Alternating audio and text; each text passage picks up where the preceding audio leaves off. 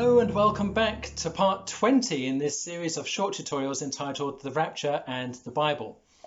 I'm talking you through my book, which is simply called The Rapture, and trying to help you to understand what this prophetic event is all about. In this video, we shall examine what is meant when we talk about the resurrection being at the last day, and whether this poses a problem at all, or whether it strengthens the argument in a pre-tribulation rapture. And as always, you may want to hit pause at frequent intervals, turn to your Bible and test everything that is said by the standard of God's Word. In the Gospel of John, we often seem to read of Jesus promising the resurrection to occur at the last day. And some have taken this to mean that it therefore cannot happen at a pre-tribulation rapture, because we know that there will be more days on earth after that for other events to occur. So I thought it would be fair to address these verses and see whether or not they create a problem for the pre-tribulation rapture theory. Here are the verses we need to consider. Jesus said, "And this is the will of him who sent me, that I shall lose none of all that he has given me, but raise them up at the last day. No one can come to me unless the Father who sent me draws him, and I will raise him up at the last day. Whoever eats my flesh and drinks my blood has eternal life, and I will raise him up at the last day." Martha answered, "I know he will rise again in the resurrection at the last day. There is a judge for the one who rejects me and does not accept my words. That very word which I spoke will condemn him at the last day." So the term "the last day" is evidently closely related to the resurrection and therefore to the rapture also. If proponents of the pre-tribulation rapture theory are correct, then a response needs to be made to the counter-argument based on the above verses that the resurrection will not take place until the very last day, meaning the very last 24-hour period before there's a new heaven, a new earth, in which, according to Revelation 22, there will be no more night and, by implication, no more separation of night and day. This is a popular argument used by proponents of a post-tribulation rapture theory, and at first glance the continual repetition of those words found in John's Gospel, the last day, may seem powerful. However, as we examine these phrases carefully, we can see that this argument for a post-tribulation rapture is far weaker than it might at first seem. To begin, we may respond by reminding ourselves that when Paul speaks of the last trumpet in 1 Corinthians 15, he did not mean the last trumpet of any kind and forever, but he was referring to a specific trumpet call made on the Day of Trumpets, which was the last in a series of trumpet calls, as well as being the last trumpet for the church. Similarly, assuming that the last day literally refers to the final 24 hours for everyone and everything before eternity and there are no more days, isn't backed up by Scripture. Indeed, one might equally as easily speculate that the last day refers to the Christian's last day on earth, that it occurs with and includes the last trumpet, and hence both refer to the pre-tribulation rapture itself, which will be the last day of the church age. The term "at the last day" could also refer to the second coming, when Jesus shall return at his glorious appearing, at which time the deceased tribulation saints, those followers of Jesus who have died during the 7 years tribulation, shall be resurrected and will reign with Christ. Either way, in the account of raising Lazarus in John 11, Jesus proved that whenever the last day is believed to be, Jesus has the authority and power to resurrect people by merely calling them from the grave, whether that be now, at the rapture, or at his glorious appearing.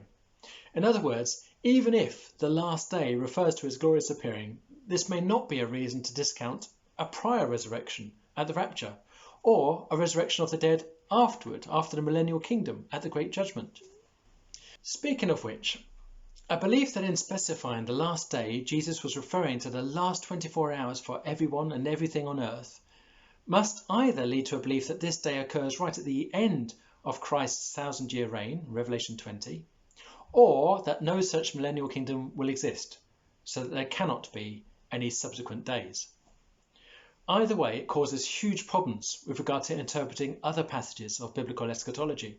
For example, if the day of resurrection and rapture is the very last day of the 1,000 years, then we're unable to identify who's going to accompany Christ when he defeats the Antichrist at the end of the 7 years preceding the millennial kingdom in Revelation 19.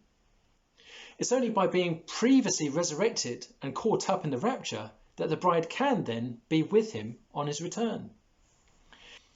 If, on the other hand, the resurrection day is after the tribulation, but there is no millennial kingdom, then we're unable to explain why this future 1,000-year period of Christ's reign on earth has been such a feature of Revelation, and alluded to many times throughout the Old Testament too, which also provides the only foreglimpse of how God will deal with Satan. In addition, take a look at what is recorded in Matthew 25, which describes a post-tribulation judgment. The need for sorting the sheep from the goats would be redundant, as a post-tribulation rapture will have already accomplished the same job on the same day. Perhaps the best response to the timing of the rapture and resurrection might come from Paul's words again from 1 Corinthians 15, verses 20 to 26, where he carefully lays it out for us. But Christ has indeed been raised from the dead, the firstfruits of those who have fallen asleep. For since death came through a man, the resurrection of the dead comes also through a man. For as in Adam all die, so in Christ all will be made alive, but each in his own turn. Christ, the firstfruits, then, when he comes, those who belong to him. Then the end will come, when he hands over the kingdom to God the Father, after he has destroyed all dominion, authority and power. For he must reign until he has put all his enemies under his feet. The last enemy to be destroyed is death. Within this highly relevant passage, we recognize a clear chronological sequence of events. Jesus will come. He will take and resurrect those who belong to him, that's the rapture, and then the end will come, during which he must reign until. In other words, the resurrection of believers will clearly not be on the very last day or 24 hours. It must occur sometime before. And in between times, Christ will reign until the last enemy is destroyed. This passage helps verify the millennial kingdom as well as provide evidence that the resurrection of believers occurs well before the very last day. All of which suggests that the resurrection at the last day refers either to the rapture or to the glorious appearing, or it's a time frame which is longer than a literal day, and actually it includes both of these. And there's much to support this view, but perhaps it's most appropriate to argue from the premise of one of these same verses from John's Gospel, in which the last day is mentioned. There is a judge for the one who rejects me and does not accept my words. That very word which I spoke will condemn him at the last day. John chapter 12. Quite simply and clearly, we can see that the last day is not merely used to describe the day of resurrection for believers, but here it's used to describe the day of judgment for non-believers too. While non-believers who are alive at the glorious appearing will be judged prior to the millennial kingdom, those who have died already will not be resurrected until the final great white throne judgment, which occurs right at the end of time, Revelation 20, after the millennial kingdom. And this is the last thing to happen before the new heaven is introduced and we live for eternity. This verse then refers to the day of judgment over 1,000 years after Christ's glorious appearing, and further still after the rapture. And yet we've seen how the last day can refer to each of these three events. For all these reasons then, I believe that Jesus' use of the term at the last day refers to that final period of time in which all matters regarding the resurrection and judgment shall be concluded. If we read these verses from John with this explanation of the last day in mind, then it all makes perfect sense. And that's it for now. I'm trying to keep these tutorials short and sweet so that you can revisit them and take your time to absorb the information. And so please, I encourage you to come back soon. Take your time, watch this video again with your Bible in hand. And then when you're ready, I'll see you in part 21 of this series, where we shall examine another potential difficulty in interpreting prophecy, as well as ask, who are the elect? Thank you for watching, and may God bless you.